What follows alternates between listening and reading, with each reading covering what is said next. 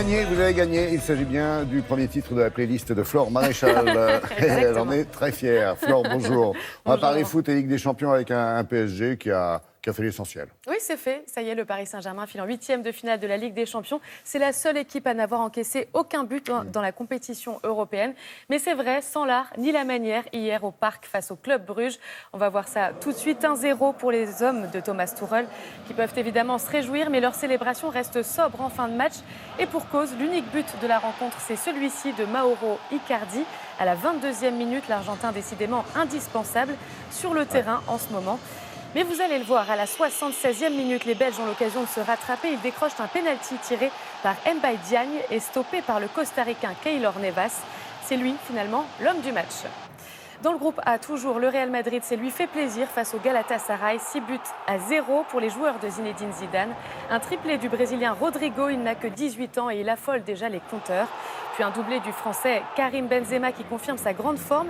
Il a inscrit ses 49e et 50e buts en Ligue des Champions sous le maillot blanc. Seul Cristiano Ronaldo et Raúl avaient fait mieux que ça. Et c'est Benzema encore qui permet à Rodrigo de marquer le dernier but de la rencontre dans le temps additionnel.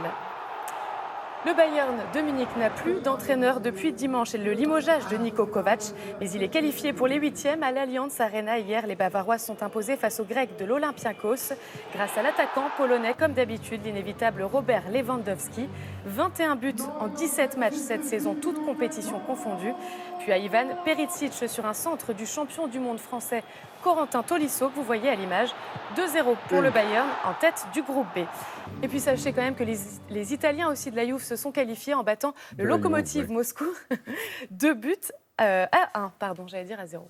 Alors, on va encore parler de Ligue des Champions, on va encore parler du PSG, mais cette fois, c'est du handball. Oui, c'était la 7e journée avec le PSG donc, qui s'est imposé face à Flensburg. Ça passe aussi pour les Parisiens, mais alors là aussi, dans la douleur. Dans la salle des Allemands, le PSG arrache un succès à la toute dernière minute, 30-29, grâce à cette parade du portier parisien Vincent Gérard. Sur le buzzer, les champions de France sont en tête de leur groupe. Nicolas Karabatic et le Danois Mikkel Hansen peuvent se réjouir. Ils ont marqué 6 points chacun dans la rencontre. Et puis du basket aussi avec la Ligue des Champions. Strasbourg en blanc qui a chuté une deuxième fois en 4 matchs devant son public contre l'Hapoel Holon. Une fin de match cauchemardesque pour les Alsaciens, largement menés avant d'entamer le dernier quart-temps. Ils parviennent à revenir, mais trop tard. Ils s'inclinent 86-81 et pointent à la 4e place du groupe A. Cette saison, un petit plongeon?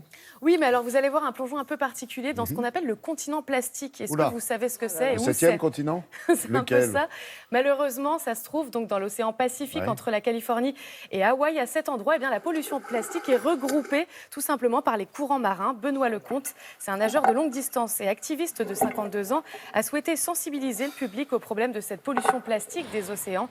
Il a nagé dans ces eaux plus de 500 km pendant 3 mois cet été, 8 heures par jour environ.